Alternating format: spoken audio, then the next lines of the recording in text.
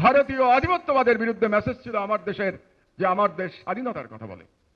ওরা কিন্তু বুঝতে পেরেছিল এই মেসেজ কি। আপনারা জানেন যে বাংলাদেশের মিডিয়ায় এখন পর্যন্ত গত 53 বছর ধরে স্বাধীনতার পরে ভারতীয় হেজেমনি সম্পূর্ণভাবে নিয়ন্ত্রণ করে বসে আছে বাংলাদেশের অধিকাংশ মিডিয়া। এটাই হলো সত্য। বাংলাদেশের মালিক বলেন, সম্পাদক বলেন, সব ইন্ডিয়ান এজেন্ট। এটা হলো সত্য কথা এবং এটা পরিষ্কারভাবে আমাদের বলতে হবে। তো 2013 সালের সেই বিখ্যাত 8 কলাম ব্যাপী হেডলাইন আপনারা সবাই জানেন, যে সেই হেডলাইন শাহবাগে ফ্যাসিবাদের পদধ্বনি।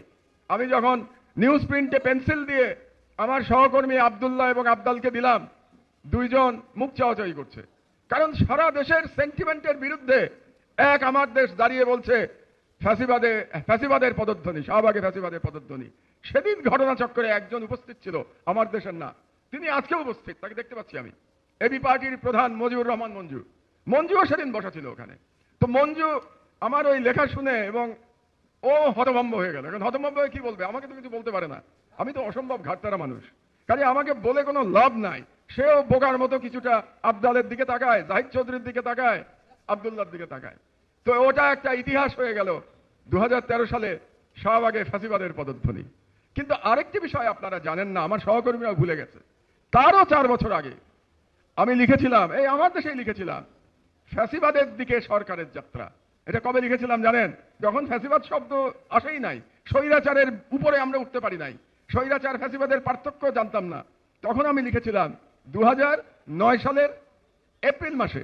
এই যে এই বইতে এটা আছে, নবরূপে বাকশাল, এই বইতে আপনারা দেখবেন ফ্যাসিবাদের দিকে সরকারের যাত্রা। এটা 4 মাস তখন সরকারের বয়স। তারও 6 মাস আগে আমি লিখেছিলাম নবরূপে বাকশাল, নির্বাচনের আগে। এই সেই বই নবরূপে বাকশাল, এটা লেখা 2008 সালের নভেম্বর মাসে। এই বইটা ছাপা হয়ে গেছিল আমি যখন প্রথম জেলে।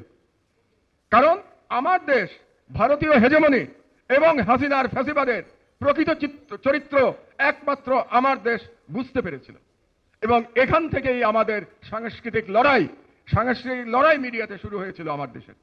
বিচার বিভাগ, যখন বিচার বিভাগ আওয়ামী লীগের নির্লজ্জ দালালে পরিণত হয়েছিল, সর্বপ্রথম আওয়াজ তুলেছিল আমার দেশ, এবং আমার দেশে বলা হয়েছিল, আমি লিখেছিলাম স্বাধীন বিচারের নামে তামাশা। আর আমার সহকর্মী নিউজ করেছিল অলিউল্লাহ নোমান বিদেশে, যে চেম্বার মানেই সরকার পক্ষে স্টে। এই 2 নিউজের জন্য আমিও জেলে গেছি, অলিউল্লাহ নোমানও জেলে গেছে। কিন্তু আজকে প্রমাণিত হয়েছে যে আসলেই কতটা আওয়ামীকরণ হয়েছিল সেদিন বিচার বিভাগ। বাঙালি মুসলমানের বড় বিস্মৃতি প্রবণতা রয়েছে, স্মৃতি ভ্রষ্ট হয়ে যায় খুব তাড়াতাড়ি, এমনকি নিকট অতীত খুব তাড়াতাড়ি ভুলে যায়। যেমন আমি দেখতে পাচ্ছি বাংলাদেশে ফিরে যে দানব শেখ হাসিনার, ফ্যাসিস্ট শেখ হাসিনার যে জুলুম, সেই জুলুম নিয়ে যেন আলোচনা ইতোমধ্যে কমে গেছে।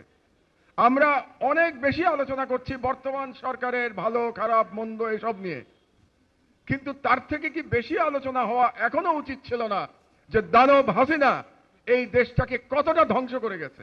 কিন্তু সেই আলোচনা আমি কম শুনতে পাচ্ছি। এটাই বাঙালি মুসলমানের স্মৃতিশক্তি কম হওয়ার একটা প্রমাণ। তো আমি আমার দেশের প্রসঙ্গে অনেক কথা হয়েছে, আমি সংক্ষেপে 2-1টি কথা বলতে চাই। কারণ হলো, এই যে মহান বিপ্লব ঘটে গেল জুলাই এবং আগস্টে, এই বিপ্লবে যে তরুণ ছাত্র জনতা, যাদের মধ্যে আজকে অনেকে উপস্থিত আছে, যারা নেতৃত্ব দিয়েছে, তারা আমার দেশ যখন লড়াই করছে তখন তারা বালক ছিল, তারা আমার দেশের অনেক কিছুই জানে না। একে বাঙালি মুসলমানের স্মৃতিশক্তি নাই, দ্বিতীয়ত যারা বিপ্লবের ভ্যানগার্ড, তারা ওই সময় একেবারেই বালক ছিল, তারা জানে না আমার দেশের লড়াইটা কি। কিছু শুনছে জানছে, কিন্তু তারা জানে না, তাদের ব্যক্তিগত অভিজ্ঞতা নাই। এই জন্য 2-1টি কথা আমি শুধু বলবো। আমার দেশের মাস ছেড়ে কি লেখা ছিল থাকতো জানেন? ইয়াং জেনারেশন জানে না। আমার দেশ স্বাধীনতার কথা বলে, মাস ছেড়ে লেখা থাকতো। আজকে এই কথাটা আমার সহকর্মীরা কেউ বলে নাই। আমার দেশ স্বাধীনতার কথা বলে। কেন ছিল? এটা একটা মেসেজ ছিল। কার জন্য মেসেজ ছিল? হাসিনার ফ্যাসিবাদ এবং ইন্ডিয়ান হেজেমনি